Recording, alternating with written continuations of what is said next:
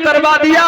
जिस समय आज 10 दिन तक जब युद्ध लगातार चला, 11वें दिन जब द्रोणाचार्य आज इधर सेनापति बने हैं कौरवों, तो ध्यान देने की बात, जब 11वें दिन द्रोणाचार्य कौरवों को सेनापति बने तो 3 दिन तक आज कोई भी पांडव जब मारा नहीं गया तो द्रोणाचार्य बहुत परेशान हो गए। एक दिन दुर्योधन कहने लगा, सुनते हो गुरुदेव, यदि युधिष्ठिर को बंदी बना लिया जाए तो अर्जुन को अवश्य मारा जा सकता है, लेकिन युधिष्ठिर को बंदी कौन बना सकता है? आज वहां पर द्रोणाचार्य ने कहा, खैर कोई बात नहीं, मुझे 2 दिन युद्ध करते हो गया और 13वें दिन युधिष्ठिर को जरूर बंदी बना लिया जाएगा। और 13वें दिन जब युधिष्ठिर को बंदी बनाने के लिए गए, लेकिन तब तक अर्जुन ने वहां पर दुर्योधन को परास्त कर दिया। जब अर्जुन ने दुर्योधन को परास्त कर दिया तो आज वहां पर जो है दुर्योधन फिर परेशान हो गया, तो फिर द्रोणाचार्य के पास जा रहा है। तो द्रोणाचार्य ने कहा, सुनते हो दुर्योधन, अरे कल को एक पांडव मारा जाएगा,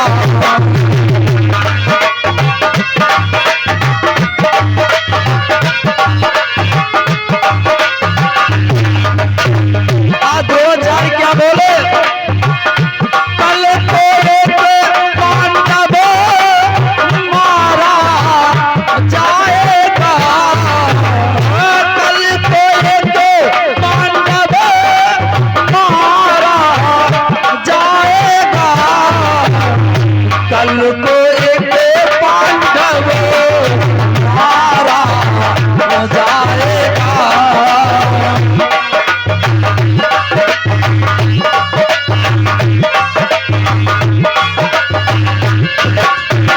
इस प्रकार से द्रोणाचार्य ने कहा, खैर कोई बात नहीं, 13 दिन युद्ध करते हो गया, लेकिन कल को एक पांडव अवश्य मारा जाएगा।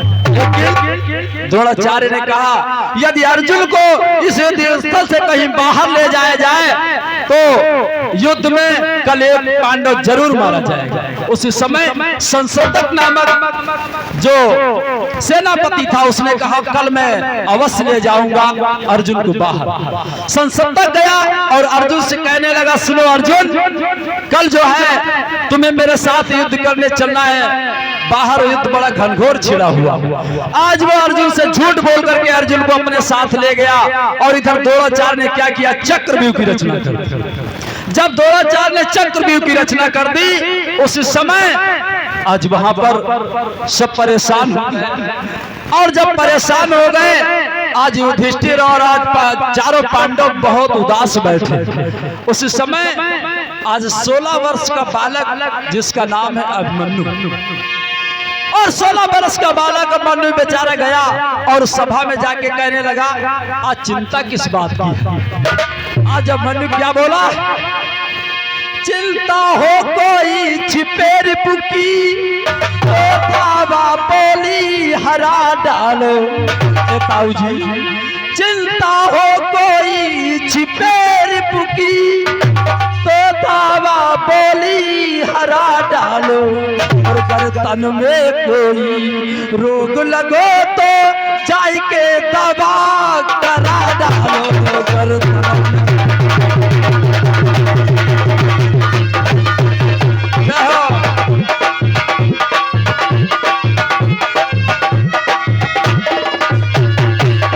क्या बोला, चिंता हो कोई छिपे रिपुकी।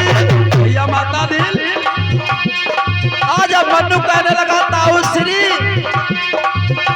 चिंता हो कोई छिपे रिपुकी, तो धावा बोली हरा डालो, गर्दन में कोई रोग लगो, गर्दन में कोई रोग लगो तो चाय के दवा करा डालो।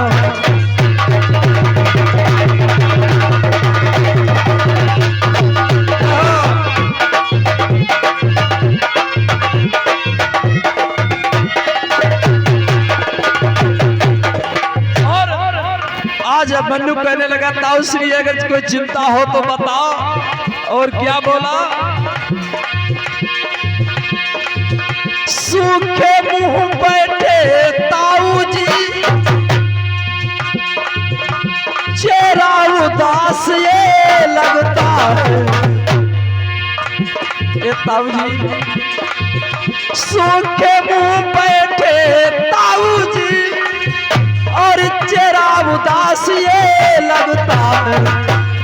चिंता हो कोई छिपे रिपुकी तो दावा बोली हरा डालो।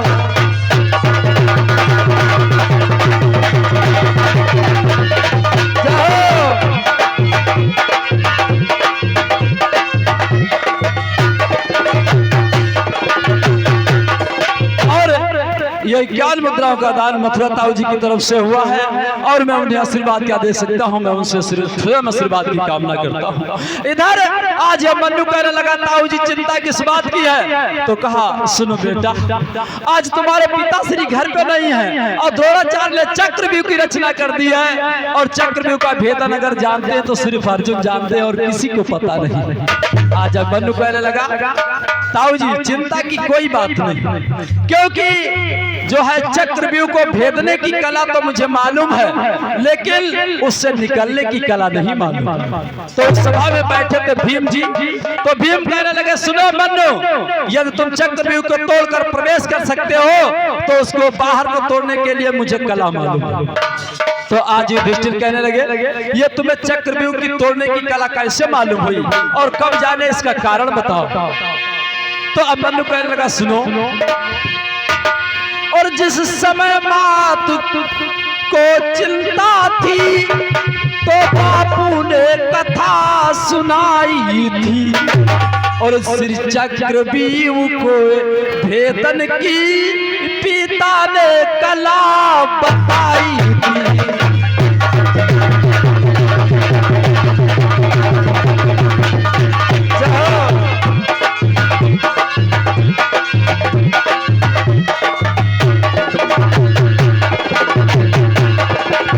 मन्नू कहने लगा सुनो ताऊ जी, जिस समय मेरी माता जी को चिंता हुई उस समय मेरे पिताजी ने उनको कथा सुनाना प्रारंभ कर दिया, और जब कथा सुनाना प्रारंभ कर दिया उसी समय आज मेरी माता जब सो गई तो मैं केवल चक्रव्यूह भेदने की कला जान गया, क्योंकि मैं उस समय माँ के उदर में पल रहा था।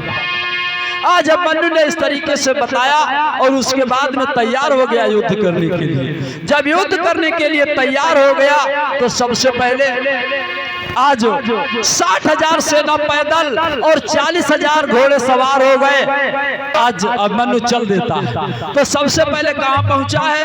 अपनी धर्म पत्नी के पास, और धर्म पत्नी के पास पहुंचा तो जिस समय धर्म पत्नी के पास गया है तो आज उत्तर से कहने लगा, आज अपनी धर्म पत्नी से कह रहा है मन्नू कि देखिए प्रिय मैं चक्रव्यूह तोड़ने के लिए जा रहा हूं। तो आज उत्तरा आज उसकी धर्म पत्नी पैर पकड़ लेती है और कहती है स्वामी मेरी एक बात सुनो। क्या बोली है कि जब तलक चले युद्ध सुनो तब तक प्रिय दर्शन दिया करें। आज उत्तरा कहने लगी स्वामी जब तलक ये महाभारत चले तब तलक मुझे प्रतिदिन जरूर दर्शन दिया करें, लेकिन अब मन्नू कह रहा मुझे फुर्सत कहाँ है इस बात। आज जब मन्नू चल देता है उसी समय आज उत्तरा पैर छूना चाहती है लेकिन नहीं, पैर नहीं छू पाती है, सामने छींक हो जाती है, और जब पैर नहीं छू पाई तो उत्तरा विवश हो गई और अब मन्नू चला गया। और ध्यान देने की बात है अगर माताओं पति परदेश जाए तो उसके अवश्य पैर छूना चाहिए। अगर आप पैर नहीं छुएंगे तो पैर जरूर छूना चाहिए। देखो हमारे साथ में जो नक्कारा मास्टर बैठे हैं इनकी धर्मपत्नी ने बहुत मानती, जब ये परदेश जाते हैं तो इनकी धर्मपत्नी सामने तो पैर नहीं छूती है, कहीं तो रुकवाड़ा माई जा कोई देख न ले।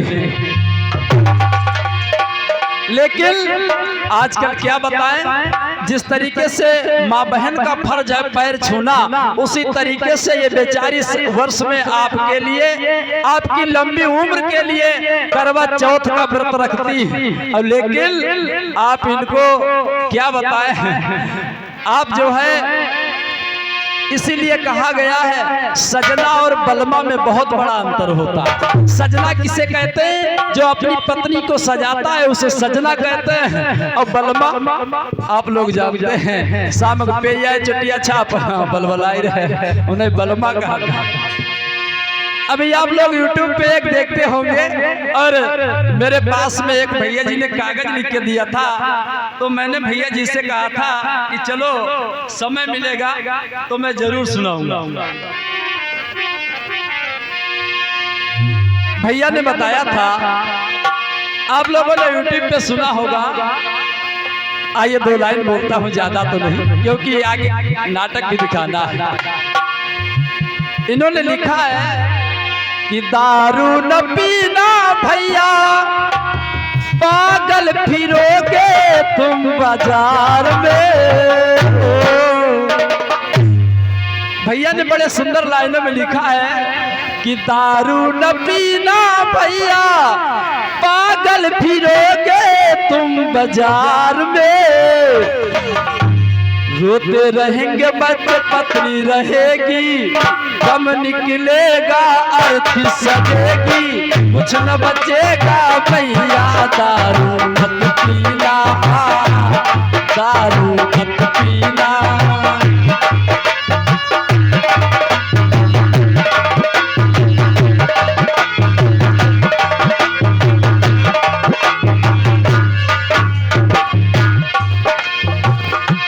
दारू न पीना भैया, पागल फिरोगे तुम बाजार में हो। दारू न पीना भैया, पागल फिरोगे तुम बाजार में। रोते रहेंगे बच्चे, पत्नी रहेगी इंतजार में हो। सजेगी रोएगी प्यारी बहना, दारू मत पीना, दारू मत पीना।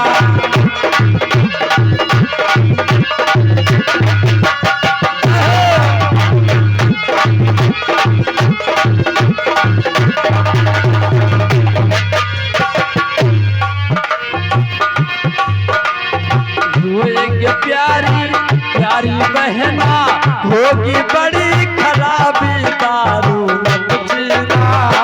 हाथ उठाओ, दारू तो नहीं पीते, दारू मत पीना, दारू मत पीना।